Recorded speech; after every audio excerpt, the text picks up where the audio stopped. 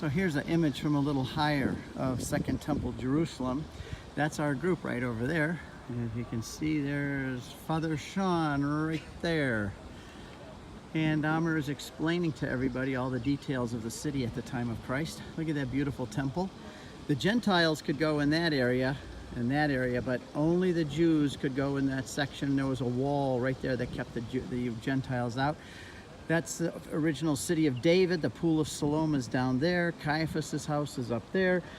Antonia Fortress is there. Pools of Bethesda where Jesus healed the crippled man is there. And we're always have a good time coming and seeing this and getting everything in perspective. At that temple, I'm going to read a passage of St. Paul from Ephesians. By the way, how many of you are Jews here today? How many of you are Jewish? How much? 100%. Are you really? So we have one. No, I'm a spiritual Jew. No, that's what I thought. There are none of you that are genetically Jewish people, except for our Indian friends here who have a small part of Jewish. Yeah, you did. Your brother told me you do.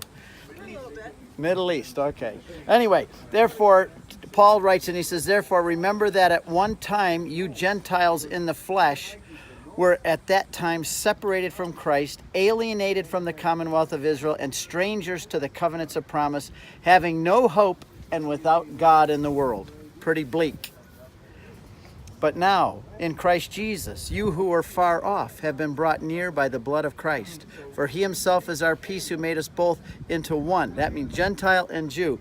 Made us both into one by breaking down in his flesh the dividing wall. Do you know what the dividing wall is that he broke down? If you look at this temple, on one side there's a little white wall about this, it would have been about this high if it was full size, and on this side. And that wall kept the Gentiles out.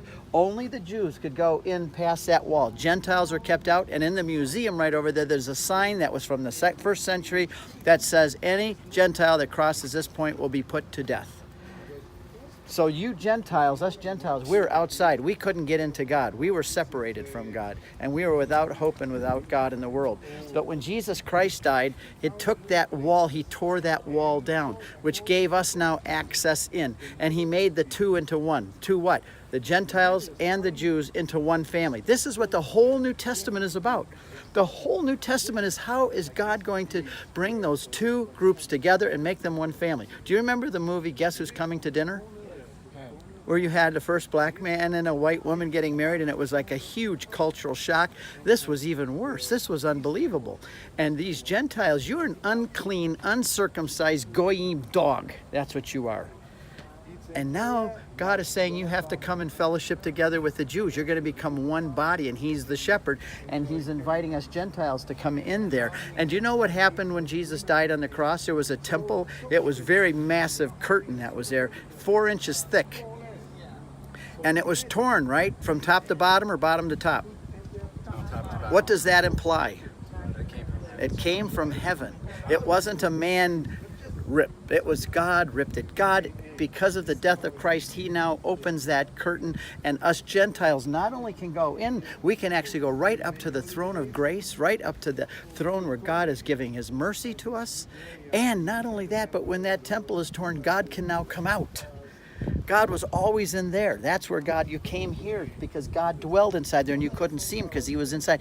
God tears that curtain open, and because of the blood of Christ, he now comes out and he can be among us. So right there, if you think about it, the whole story of the New Testament is about how you're going to make those two into one. It's all about the flint knife, because everything in the Old Testament is you had to be circumcised to be people of God.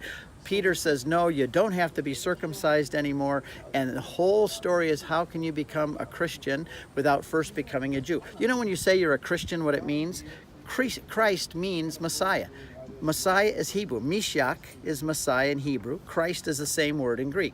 So if you say you are a Christian, it means you're a follower of the Jewish Messiah. So the Jews said, well, yeah, you can do that, but you have to get circumcised and become a Jew first, and then you can be a Christian, a follower of the Messiah. Peter said, and the apostles said, no. Gentiles can become Christians without being circumcised, because baptism replaces circumcision. Colossians chapter 2, baptism replaces circumcision. Now all of us are, like you said, 100% spiritual Jews.